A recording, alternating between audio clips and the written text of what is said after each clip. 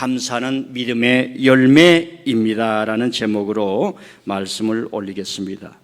지난 6개월 동안도 우리를 믿음으로 인도해 주신 하나님께 감사를 드리며 또 우리 성도들 열심히 살아온 것에 대해서 힘찬 박수를 보냅니다. 특히 우리 주위에 지금 어려운 분들이 너무나 많은 이때에 우리들이 모여서 하나님께 맥주 감사 예배를 올리게 하신 것이 얼마나 감사인지 모릅니다. 우리는 지금 인류 최고의 기술 사회, 디지털 사회를 살아가고 있습니다. 그런데 이상하게도 우리가 매일마다 느끼는 위기와 불안은 더 커져가고 있고, 특별히 자기 자신이 무엇인지 인간됨을 잃어버린 사회로 내몰리고 있습니다. 그 어디에도 구원을 찾을 길이 없습니다. 우리가 등불을 들고 종로에 나가 이 세상에 구원이 어디에 있습니까?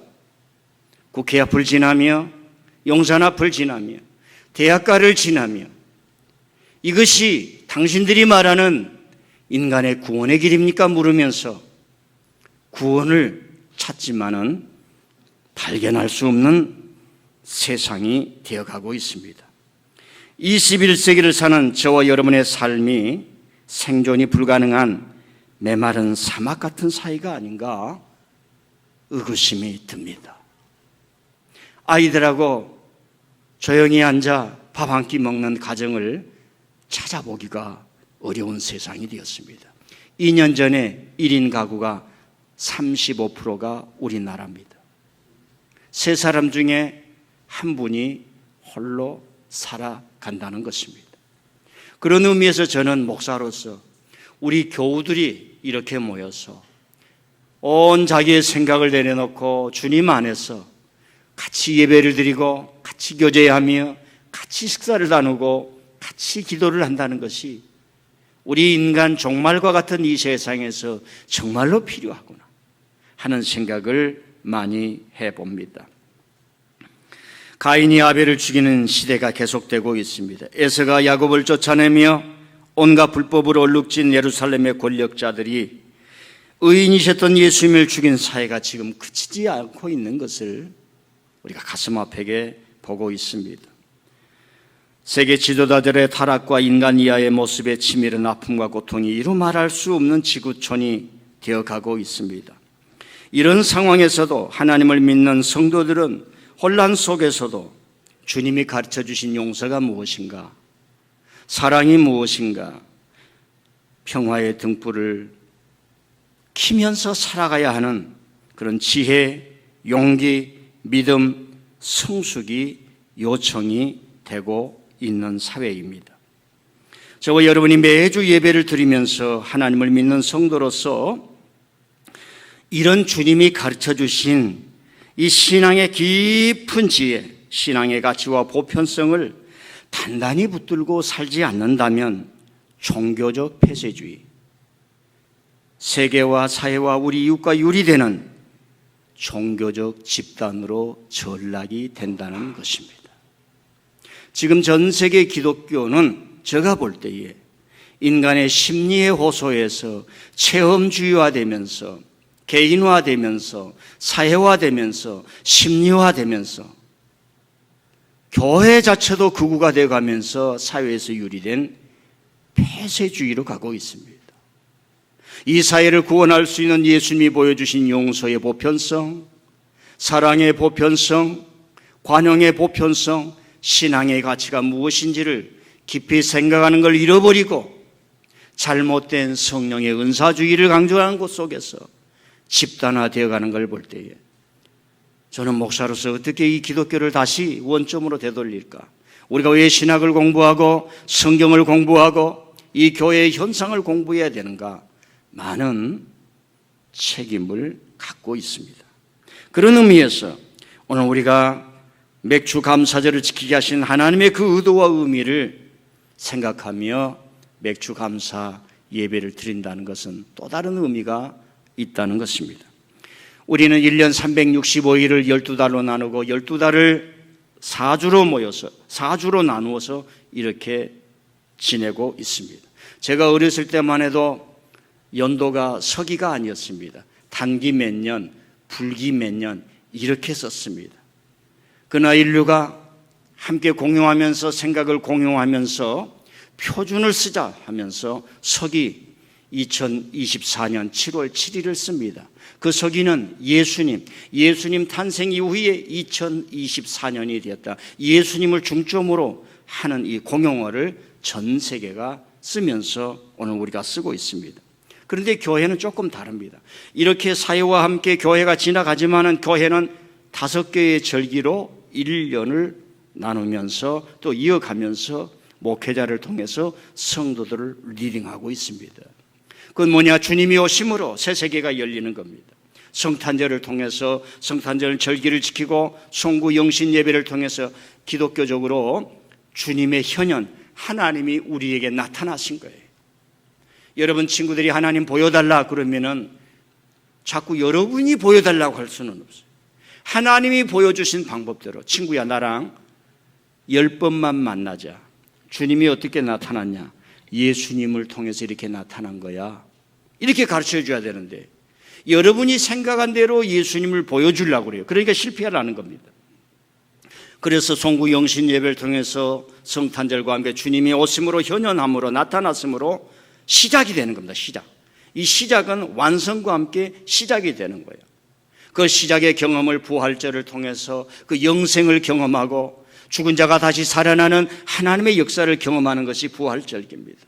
그리고 7월달 맥추절이 되어서 우리가 뿌린 농산물에 추수할 수 있는 그런 경험을 갖게 되고 감사의 절기를 맞게 되고 그리고 가을에 가서 또 농토에 그 추수를 하게 되는 농산물의 추수 감사절을 지내게 됩니다. 이렇게 절기로 지나가면서 우리가 하나님의 라이프, 하나님의 은혜의 삶을 살게 되는 것입니다.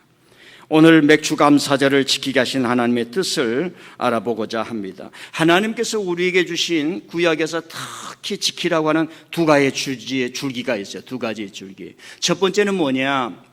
하나님 앞에서 예배하라. 하나님 앞에서 제사를 드리라는 얘기입니다. 하나님이 우리를 보고 싶다는 거예요. 자식에게 얘야 얼굴 좀 보자. 얼굴 좀 보자.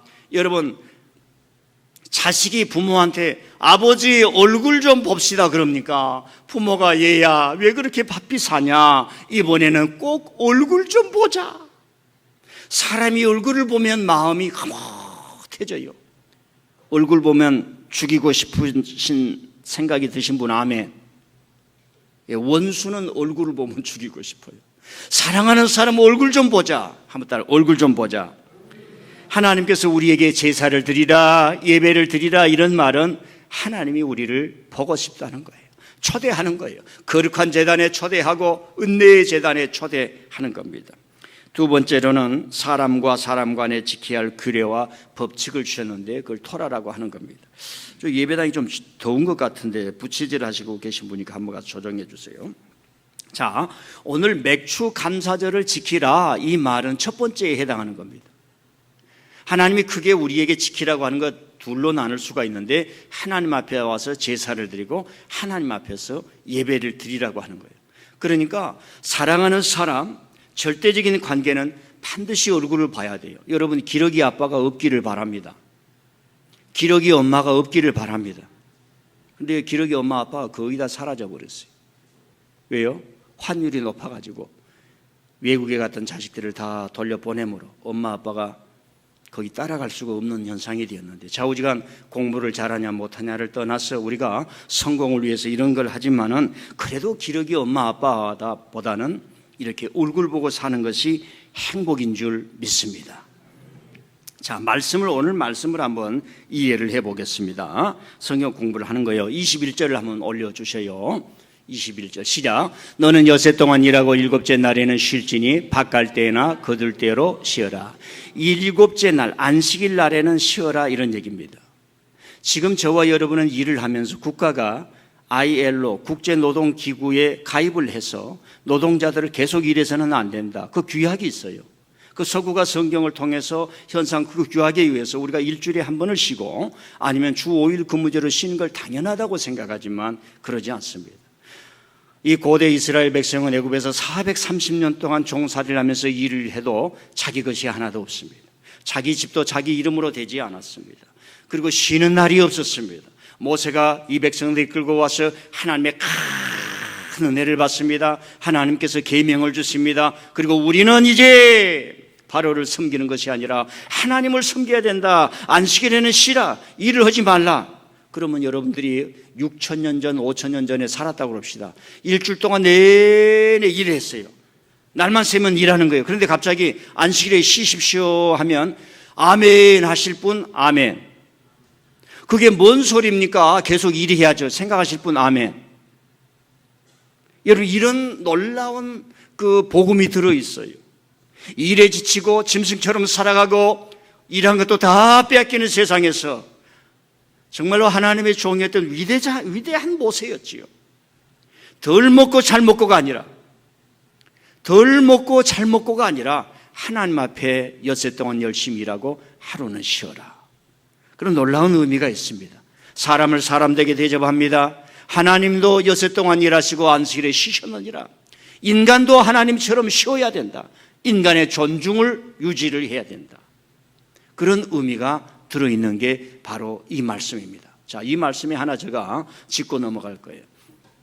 목사님, 우리는 안식일을 지키지 않고 주일을 지키지 않습니까? 이렇게 반문하는 사람이 있어요. 지금 안식교는 안식일을 지키고 있어요. 그건 성경을 모르는 사람들입니다. 성경에 보면은 하나님께서 당신의 뜻을 구현하는데 시대마다 살짝 바꿔갑니다. 그 의미를 바꿔갑니다. 그래서 고대 시대에는 안식일을 지켰지만은 예수님 시대 이후에 예수님이 부활하신 더 로드스데이, 주일날, 부활의 주일날 초대교회가 모이게 된 거예요. 그러니까 안식일, 주일 이런 것은 도구입니다. 도구. 그 안에 하나님을 만나고 하나님을 예배하고 하나님이 행하신 일을 찬양하며 하나님이 우리에게 주신 말씀을 듣는 그런 의미가 들어있는 거예요. 그래서 우리는 안식일은 과거에 하나님이 사용했던 도구예요. 하나님의 뜻을 전하는 도구예요.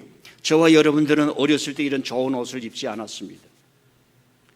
아버지가 어머니가 주는 핫바지 같은 거 있죠. 핫바지, 풍성한 핫바지, 언더웨어 없는 핫바지 한 번도 안 입어보셨어요?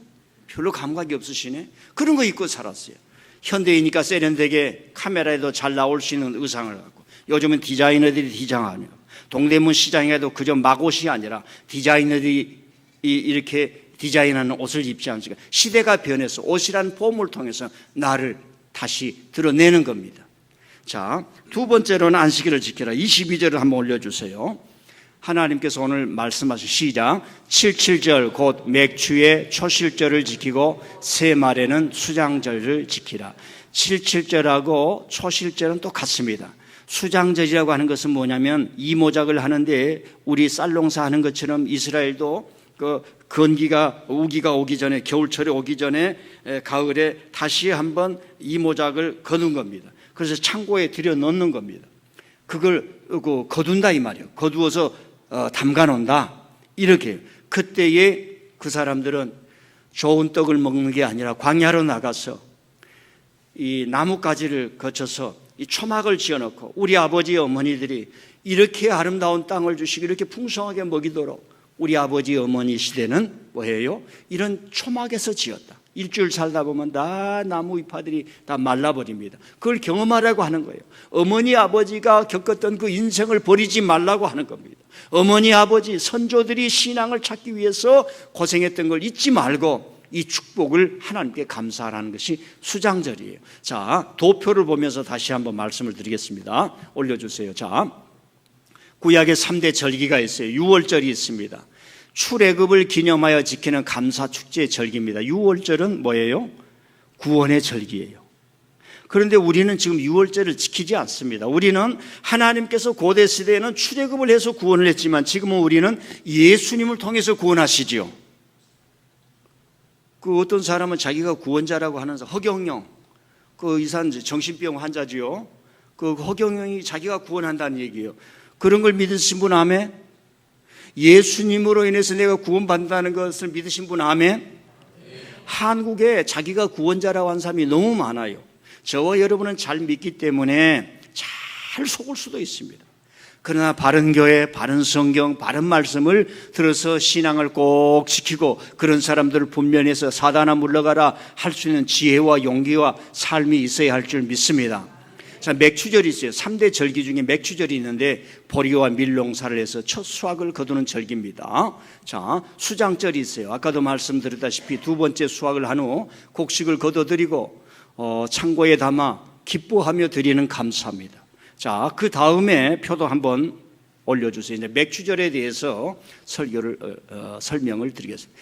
맥추절은 77절이라고 그래요. 77절.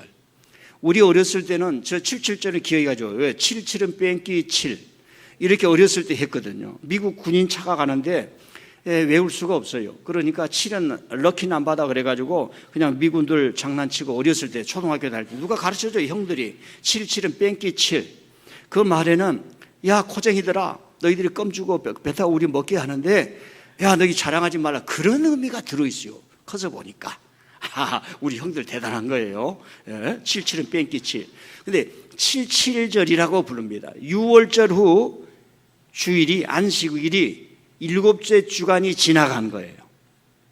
그러니까 하나님께 구원의 큰 기쁨을 감사하고 6월절을 지키고 나면은 하나님이 수확의 은총을 주시는 거예요. 저와 여러분에게도 주 예수 그리스도를 믿는 구원의 기쁨을 축복하고 기뻐하고 축제로 하나님께 올리면 추수의 기쁨, 거두는 기쁨을 주시는 거예요. 그런데 이 맥추절이 6월절로부터 77절, 50절, 50일, 77은 49, 그 다음 날이 참 놀라운 게 모세가 시내 산에 올라가서 십계명을 받은 날이에요. 그러니까 하나님께서 뭐 십계명을 줄 때도 막 받아라 그러지를 않고 계획이 있었다는 것을 알게 되겠죠. 하나님은 여러분이 교회에 왔을 때 야 내가 저를 언제 축복하리라 계획이 있는 줄 믿습니다. 이걸 섭리라고 그래요. 자, 그리고 맥추절은 77절에 이 맥추절의 77절 초실절이라고 하는 초실절은 처음 열매를 거둔다는 말이에요. 77절에 신약 성경에 성령이 임했어요. 이 제자들이 120명의門徒들이 성령을 받는 건 참 전무후무하죠. 그런 성령의 불을 받았던 나라가 한국 아닙니까? 한국. 이렇게 대단한 교회가 전 세계에 되면서 선교사를 이렇게 많이 보낸 교회가 6.25 동란 이후에 전 세계 2차 대전 이후에 그렇게 없습니다. 그래서 우리가 성경을 보면은 맥추절에 사람들이 많이 모인 거예요. 그때는 12살 이상 남자는 다 성전에 가는 거예요. 그때 당시는 헤롯이 지어놓은 성전이었겠죠. 그래서 성전에 다 모이는 거예요. 그래서 하나님께 감사하고 하는 거예요. 아버지가 믿었던 그 신앙의 터를 가서 순례를 하는 겁니다. 그때 성령이 임했던데 그걸 바로 오순절. 오순절은 50일째 되는 거예요. 77은 49, 6월절 이후 4주가 지나는 거예요. 7주가 지나는 거예요. 그때에 추수를 하는 거예요. 보리 추수를 하는 겁니다. 그게 오늘 성경 말씀입니다. 자, 이런 성경 공부를 통해서 이제부터 설교가 시작이 돼요. 그럼 우리는 어떻게 절기를 지켜야 하는가? 첫 번째로는 복 주신 대로 힘을 다해 지키는 겁니다. 그냥 한번 따라 합시다. 복 주신 대로 힘을 다해 지킵니다. 우리가 인생을 살아갈 때에 자녀들도 그래요. 어머니 아버지 다 어머니 아버지 덕이죠. 어머니 아버지 덕이죠. 그런 자녀가 있는가 하면은 어머니 아버지가 날 뭘 해줬어요 하는 사람도 있겠지요. 세상에 여러 가지가 있어요. 제가 어렸을 때요, 중학교 때요, 뜻도 모르고요, 앞을 못 보신 그 가수 이용복 가수가 있었는데 이탈리아의 노래를 그렇게 열심히 불렀어요. 어머니 왜 나를 낳으셨나요? 그래가지고 뜻도 모르고 동네 방네 다니면서 어머니 왜 나를 낳으셨나요?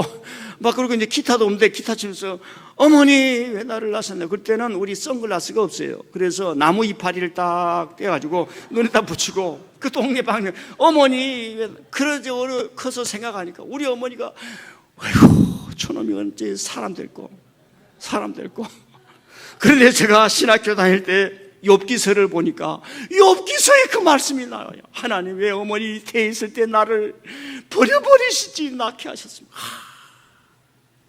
인간이 이렇게 고난이 심하구나. 인생이 이렇게 고난이 심하구나. 인생이 이렇게. 그런데 욥기는 뭐예요? 소망으로 끝나는 거예요. 그 고난과 역경을 가지고 노래를 만듭니다. 욥이 여러 사람들과 대화를 합니다.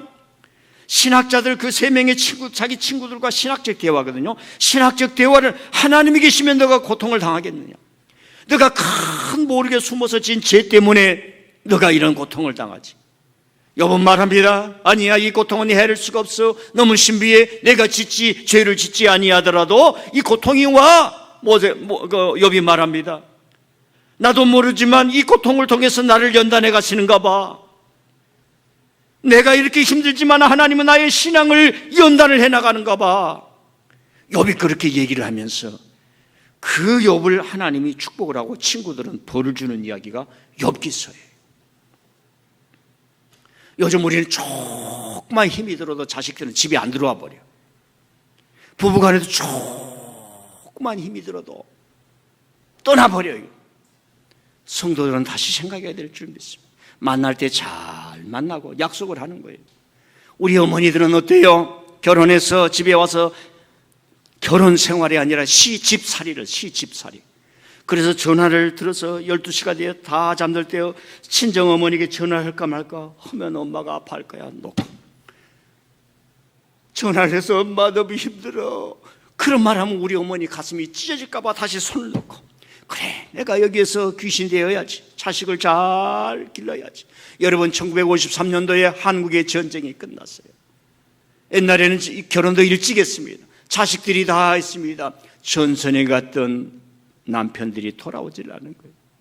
전선에 갔던 아버지가 돌아오지 않는 거예요. 그때에 홀로 된 어머니들이 얼마나 많이 있었는지 모릅니다. 우리는 그 눈물을 잊어서는 안 돼. 인간이 무엇이냐? 이 조그만 것 하나 가지고 내 감정이 상했다고 여기저기 둘쑤시고 다니면서 저놈은 도둑놈 이래야 되는가? 주님, 욥처럼 나를 향하신 하나님의 뜻이 있습니까? 내가 이것을 견뎌야 합니까? 여러분, 인생이라고 하는 게 욥기서를 통해서, 시편을 통해서 밤마다 내 눈물이 요를 적시나이다. 내 자식을 생각하면 하나님 밤마다 요를 적시나이다. 여러분, 사람이 기계가 아니잖아요. 어떤 친구는 20년 동안 기도해도 안 들어. 성 어거스틴이라고 하는 사람은 그렇게 남봉꾼 이 교회, 만이교회에 취했지만은 아버지 모니카라고 하는 어머니가 하나님 저 아들 돌아오게 하여, 저 아들 눈물로 20년을 기도하니 어느 감독의 설교를 듣고 그 자리에서 허랑하고 방탕하지 말라 로마서 1장이 딱 새겨져 있는 거예요. 가슴에 비수 같은 천둥이 내리치면서 돌아오는 겁니다. 하나님은 우리의 기도를 들으신 줄 믿습니다. 눈물을 흘리며 씨를 뿌린 자는 기쁨으로 거두리라. 복 주신 대로 지키는 건데, 신명기서 16장 15절 한번 보십시다.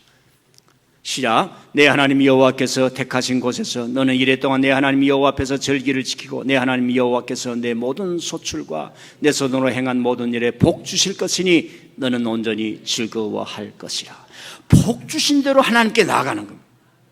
복 주신 대로. 그 다음에 신명기서 16장 17절 시작. 똑같은 말씀인데요. 시작.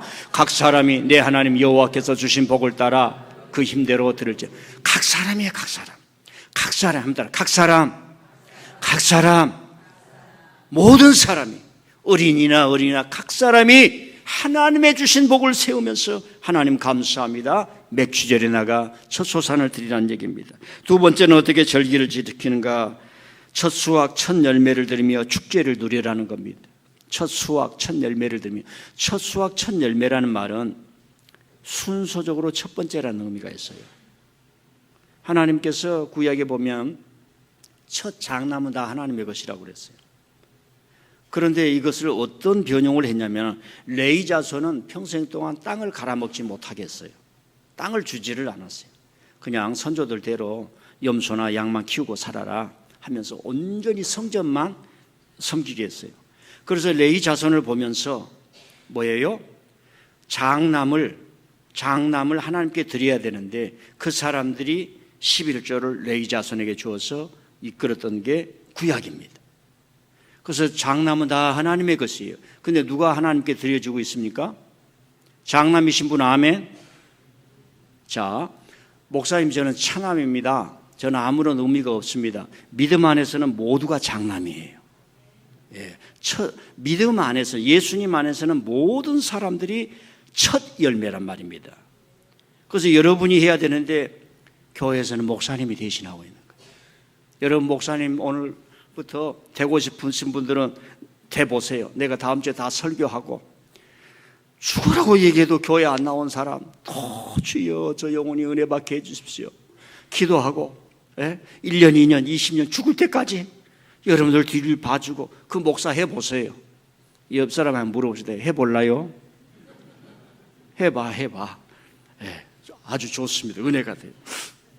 그러니까 여러분요, 첫 열매를 어떻게 거두느냐. 이분들이 가나안 농토에 가서 전쟁을 겪으면서 자기 부모님들이 죽은 것도 봤어요.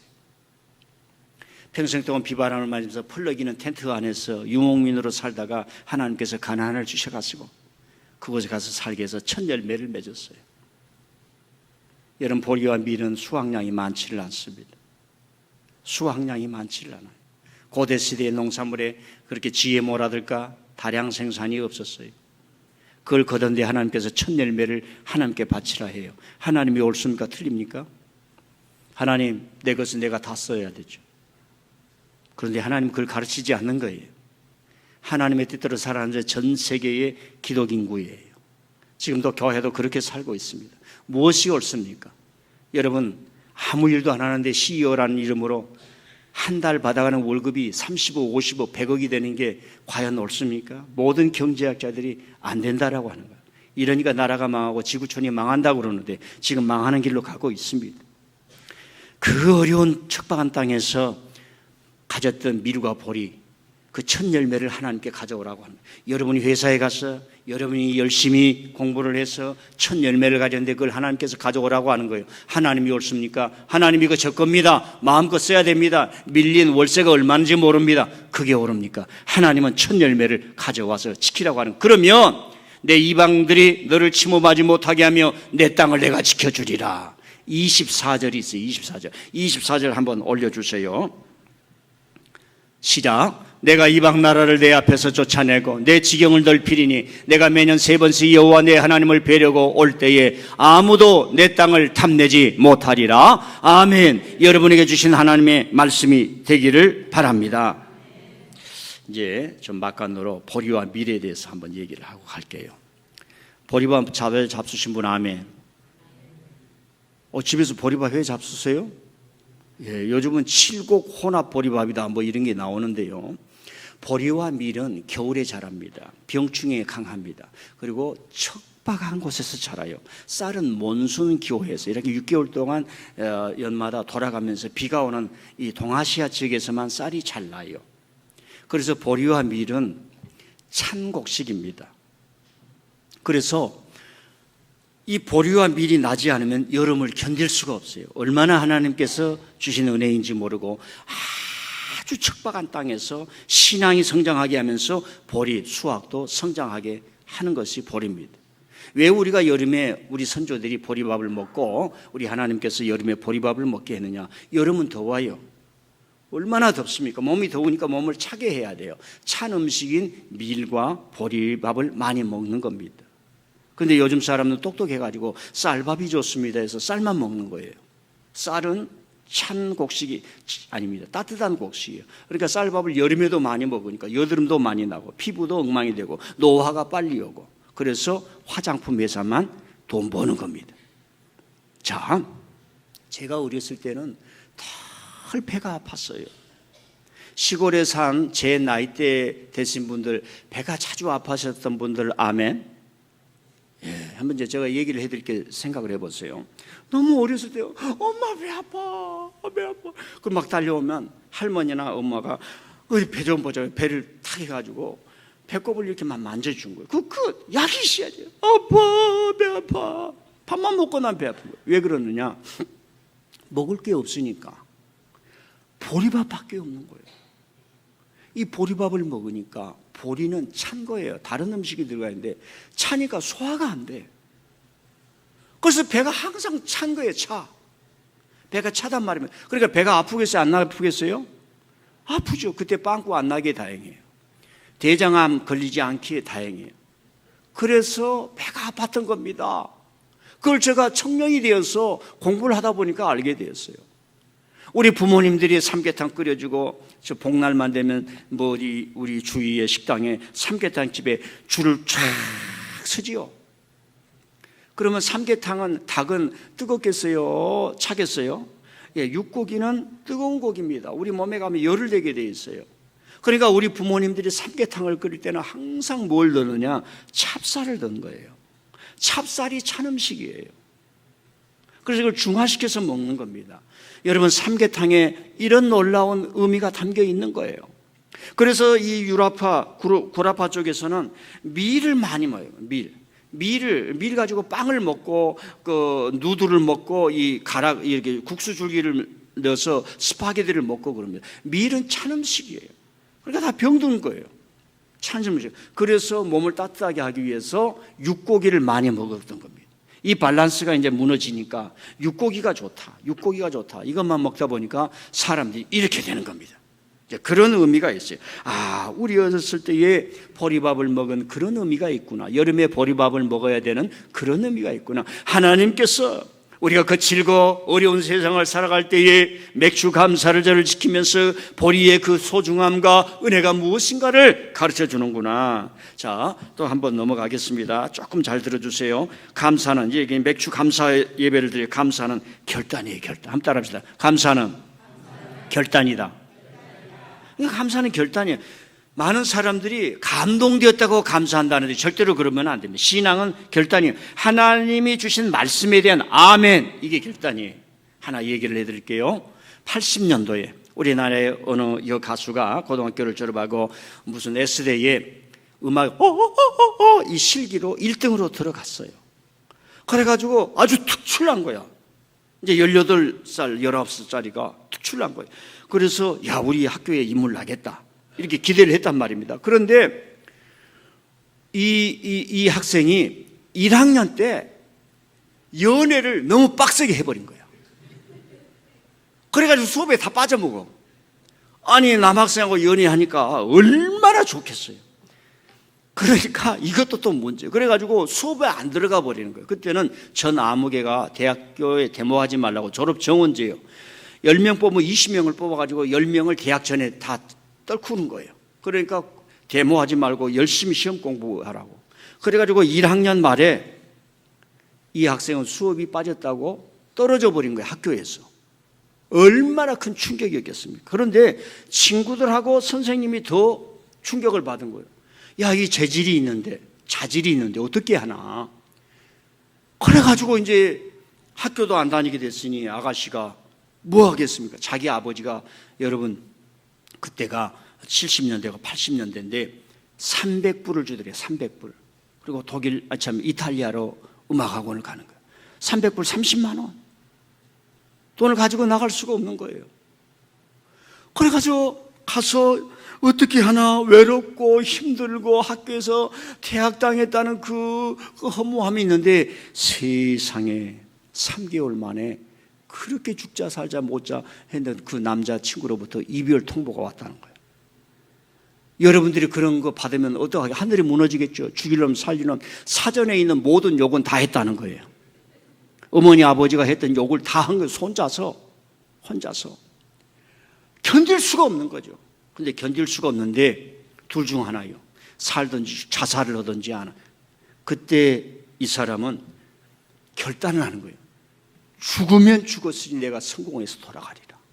그리고 시련을 맛본 것도 은혜예요. 큰 고난이 올 때에 불같은 결단이라는, 죽었으면 죽었지 내가 성공해서 돌아가리라.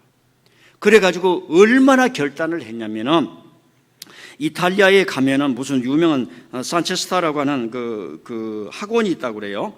거기를 5개월을 다녀야, 5년을 다녀야 산타 체실리아라고 하는 그 학원이 있는데, 거기는 전 세계에서 유명한 학원인데 5년을 다녀야, 졸업을 해야 성악가가 되는 길이에요. 여러분, 한국인이 가가지고 이탈리아 말도 잘 못하는데 얼마나 독을 품었으면 2년 만에 졸업을 한 거예요. 그래가지고 좌우장 결론이 이분은 세계 최고의 성악가가 됩니다. 누구요? 알긴 아네요. 제가 말하는 것은 그분이 하는 얘기예요. 과거를 되돌아보면서 그 이별 통지가 자기를 살렸다는 겁니다. 그때 결단하지 않았으면 자기도 어느 사람처럼 20대에 쓸 거 다 쓰고 명품 좋아하고 세상 따라가다 이렇게 되지 않았을 텐데 그런 얘기를 했습니다. 여러분, 감사는 무엇입니까? 낭만입니까? 그저 일상 속에서 쉽게 하는 그런 겁니까? 우리 믿는 사람은 감사는 결단이에요, 결단. 저는 우리 교우들이 진정한 자기 겸손과 절제와 감사를 위해 매주 정해놓고 감사의 예물을 드리는 게 신앙적으로 좋다고 지인직부터 호소해왔고 가르치는 목회를 해왔습니다. 여러분, 귀담아 듣는 분들이 많이 있기를 바랍니다. 자, 또 하나는 감사는 습관이에요. 한번 따라. 감사는 습관이다. 자연스러운 거예요. 하나님이 주신 은혜에 대해서, 그리고 내 인생을 감사로 살아간다. 제가 이번에 안식월 2개월 반을 미국에서 보냈잖아요. 제일 많이 했던 말이 Thank you, I'm sorry. 가는 곳마다. 근데 한국의 공항에 딱 내리자마자부터 그 단어가 사라져 버렸습니다. 자, 제가 영어를 그렇게 공부를 했는데도 CNA를 못 알아듣습니다. 대강 밑에 자막 보고 이제 이렇게 찍어서 이제 흐름을 아는 거죠. 제가 20대 때 10년 동안 영어를 공부하느라고 얼마나 돈을 많이 투자를 했는지 모릅니다. 여러분 앞에서 이렇게 서 있지만은 제가 돈 많이 썼어요. 그 돈이 어디서 나왔는지 나도 몰라. 그래가지고 어느 날 우리 딸에게 이렇게 물어봐. 야, 너 CNN 다 방송 다 알아듣냐? 이렇게 물어보니까 아빠, 나를 뭘로 보고 그러는 거야? 내가 미국에서 태어났잖아. 미국 공부했잖아. 아주 웃긴다는 식으로 반응을 한 거예요. 그래서 얘가 속으로 이야, 나는 저 CNN을 못 들어가지고 다 못 알아먹어서 알아듣는 척 이렇게 하고 그런 열등감이 있고 아픔이 있는데 쟤는 방송을 다 알아듣는다? 이제 속으로 생각한 거예요. 그러면 네가 네 실력으로 그걸 다 알아듣냐? 속으로 생각한 거예요. 왠 줄 아십니까? 자기는 자기 실력으로 다 알아듣는다고 생각을 하겠죠. 저가요, 그렇게 공부를 해도 미국에서 한 10명 모여서 토의를 해야 돼요. 우리는 대학원이니까. 자기가 준비해 토의를 하고 하는데 50% 60%밖에 못 알아듣는 거예요. 그래도 그것을 학위를 끝낼 때까지 알아듣는 척을 해야 돼. 이게 얼마나 어려운지 모릅니다. 그리고 또 알아듣는 척을 했으니까 진짜로 실력을 증명을 해야 돼. 페이퍼를 딱 써가지고 증명을 해야 돼요. 그렇게 해서 지내면서 지금 엄마는 간호사로서 제약회사 이름, 의학적 용어 알아듣지도 못하는데 알아듣는 척 하면서 돈 벌어가지고 자기들 낳아가지고 키워주고 학교 보내주고 그러니 그래서 영어를 잘하는 것을 자기들은 생각을 못할 거예요. 이해가 됐습니까? 오늘 우리가 살아가는 게 그래요. 내 실력으로 되는 줄 알아요. 여러분, 전 세계적으로 이 저작권이 너무 극단화된 걸 저는 대단히 싫어합니다. 세상에 우리 것이 어디에 있어요? 앞에 사람이 다 해놓은 거 우리가 받아서 하는 거죠. 그래서 제가 우리 딸에게 말했어요. 3년간을 같이 사니까 이제 어느 정도 이렇게 보는 거예요. 11조 해라, 맥주 감사해라, 뭐 해라. 옛날에는 들은 척도 안 하는데 요즘 와서는 한다는 거예요. 습관이에요, 습관. 합니다. 습관이다. 이 감사절을 지키라라고 하는 말은 아사라는 말이에요. 아사. 그 다음에 율법을 지키라 하는 말은, 지키라는 말은 샤마르예요. 샤마르는 빨간불에 서십시오 하는 게 샤마르예요. 안 서면 죽습니다. 율법을 안 지키면 죽습니다 하는 거고, 그 맥주절을 지키라, 감사를 지키라라고 하는 것은 아사라는 말인데, 너가 스스로 아름다운 것을 만들어내라. 아름다운 것을 만들어내라. 하나님의 창조처럼 만들어내라. 아사, 지키라 하는 얘기입니다. 예. 자, 마지막으로요, 조금 가는데 하나 얘기를 하고 넘어가겠습니다. 감사는 인류의 미래를 밝히고 사회에 빛을 감는 거예요. 감사는 인류의 미래를 밝히고 사회에 빛을 감는 겁니다. 우리나라의 노벨 의학상 이름이 있을 때에 그 사람이 2년 전에 돌아갔었는데요.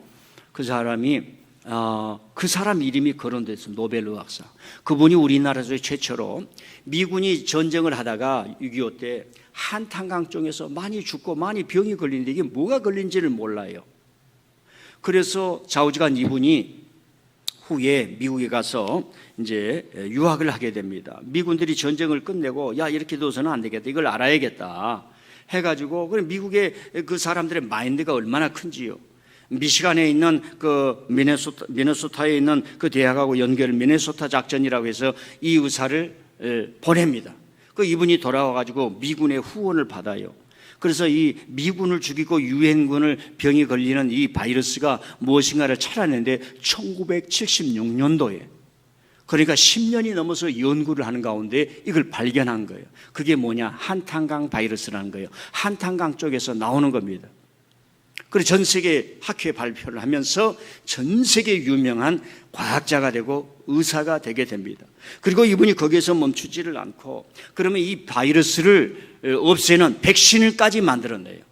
의사나 과학자들 중에 병원체를 발견하면서 그 병원체를 죽이는 백신까지를 발견하는 그런 일이 없어요. 이분이 이제 말년에 고려대학을 재직하면서 세상을 2년 전에 떠나셨는데 이호왕이라고 하는 의사입니다. 한번 올려주세요. 그분이 이런 얘기를 했어요. 내 인생에서 선택권이 주어졌던 순간은 거의 없었습니다. 난 일정 때 학창시절을 보냈는데 그때는 식민지의 과학기술을 가르치지 않아서 공부를 계속하려면 법학과 의학밖에 없었지요.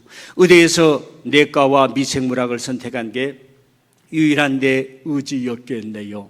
한국 전쟁 중 말라리아, 콜레라, 매독, 임질 등 수많은 전염병을 보며 이호왕 의사가 된다면 이왕 의사가 된다면 많은 환자들 돌볼 수 있는 곳을 가야겠다고 생각했으니까요. 하지만 졸업 후 나라의 덕을 입게 됐고 이후에는 그 은혜를 갚는 길을 갔습니다. 지금 돌아보니 하늘이 정해준 인생을 살았어요. 여러분, 저분들의 이야기를 듣고 국가가 전염병 예방에 온 힘을 쏟았다면 코로나는 전 세계에서 1등을 할 수 있어요. 근데 우리나라는 돈 많이 버는 건 외과 의사나 이런데 그 돈 버는 그런 의사로 자꾸 가도록 이런 사회가 분위기가 조성돼요. 저 사람이 유일하게 대한민국에서 살았을 때에 노벨 의학상을 받는 세계적인 인물이라고 되었는데 아무도 무관심하고 전염병학, 세균학을 공부를 해서 많은 의사들이 배출돼야 지금 갑자기 몰려오는 매미떼처럼 밀려오는 이 세균, 콜레라, 사스 이런 것들을 예방할 수가 있는데 우리나라가 처졌던 겁니다. 그럼에도 불구하고 저런 위대한 분들이 있었다는 거예요. 다시 이제 말씀을 이야기해 봅니다. 조금 길어서 죄송합니다. 자, 오늘 우리는 맥주감사의 의미를 알았습니다. 하나님께서 이런 것을 통해서 우리를 인도하시는 하나님의 정신을 잊지 마실 수 있기를 바랍니다.